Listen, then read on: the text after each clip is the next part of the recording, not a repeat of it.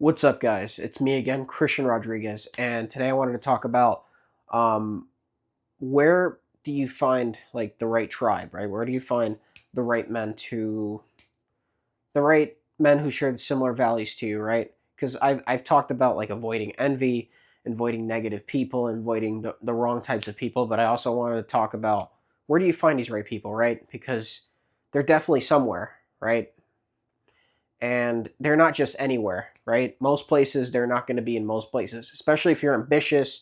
And obviously, if you're following this channel, you must have some sort of ambition in you, which is why you're watching my stuff.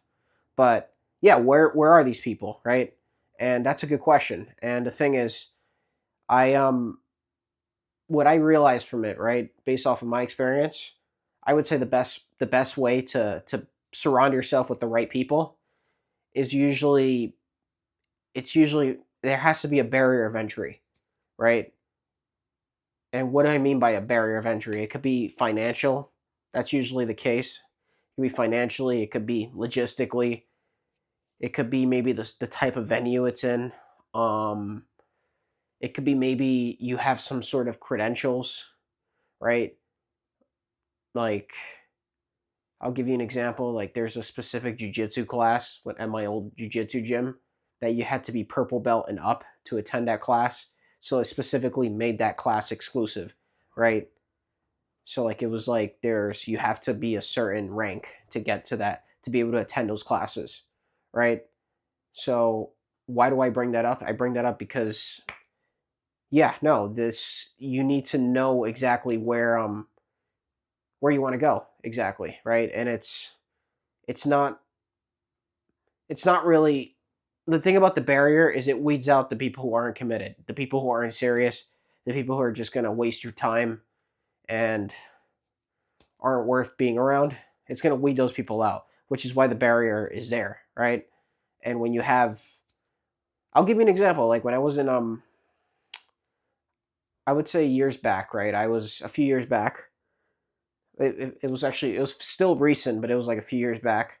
I decided to go to MMA Shredded. He has a YouTube channel, and he was hosting a retreat in Vietnam, an MMA retreat, and he was hosting Muay Thai retreat in Thailand, right? And I remember I booked it, and I was just like, this is awesome, this is amazing. Let me take a flight there. Let me go take a flight out there, even though I've never been out there. I don't have any family and friends to go with me, but I'm just gonna go. And of course, people were like trying to discourage me to go, but I still went. And what I realized, right, because I was nervous, I didn't know what to expect. But as soon as I went there, I realized that I felt more alive. I felt like I was around like-minded people. And it was a shock for me, but in a good way. It was a good shock for me, right? And that's what made me realize that, oh, there's a barrier of entry. As an adult male, right? At least as an adult, maybe not just male, but like in general, like as an adult, if you want to find the right people to be around, you have to use some sort of barrier. So in this case, the barrier was paying for the retreat, right? And also paying for the flight to get there, right? Across the globe, on the other side of the globe. So and that's how I was able to meet like an awesome tribe. And obviously I haven't found my long-term tribe in my home city right now in Chicago, but I have ideas on how to do it, right? Like there's different clubs, there's different membership clubs. There's a famous one called Soho House. And there's other ones too. I just can't really think of them right now. But the big one is Soho House. And the thing about these clubs is that there's a barrier of entry, right? They make reviews, they check if you're I think they have to accept you first before you get in, or you go in through referral, right? So there's a bit of a barrier to it, right? And there's still a financial cost. But once you make it, you say you have you cover the financial costs, and you get accepted into the club. Now you have access to these people. Now you're around higher quality people, right?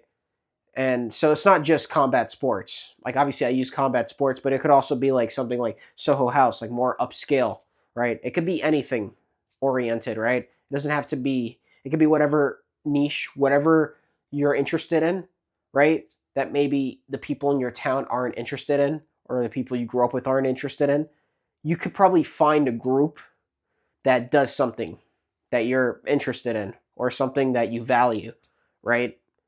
And yeah, this is I'm going to say right now, this is better than just hoping, than just than just hoping that you find the right people, because you can't just hope to find the right people. You have to know where to find them. Like, you have to go out and find them, right? And this is the thing that I think most people like misunderstand, misconstrue, right? That they think that, oh, you have to keep the same people around, right?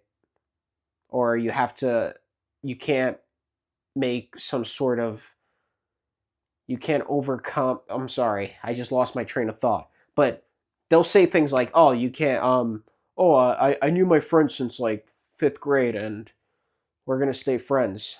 And you're more likely to stay friends with them because you don't think it's possible to meet like-minded people like yourself, right? And it does take time. I'm going to be honest, but you kind of have to get yourself out there, right? You kind of, a little bit, you have to get yourself out of your comfort zone. You might have to, maybe you could do what I did and to go on a retreat. I think a retreat is an excellent idea, right? It doesn't have to be martial arts. It could be yoga, it could be meditation, it could be anything, right? It could be books. There's definitely a retreat for like a bunch of stuff if you go digging for it, right? And it's it's probably the most unexploited thing, is that men, especially, we need to, make sure we're around, we need to make sure we're around the right people, right?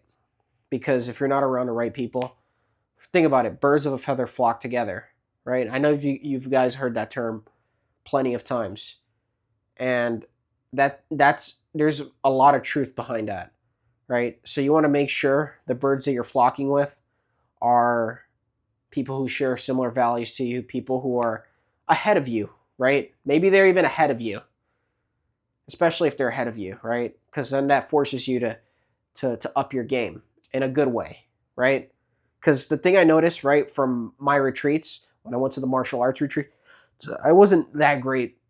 I still don't think I'm that great at martial arts, right? But I noticed my skills were improving drastically, right? And even when I returned from the retreat, I felt more empowered. I felt more inspired, and I was training harder. I was training, my skill like increased like rapidly, right?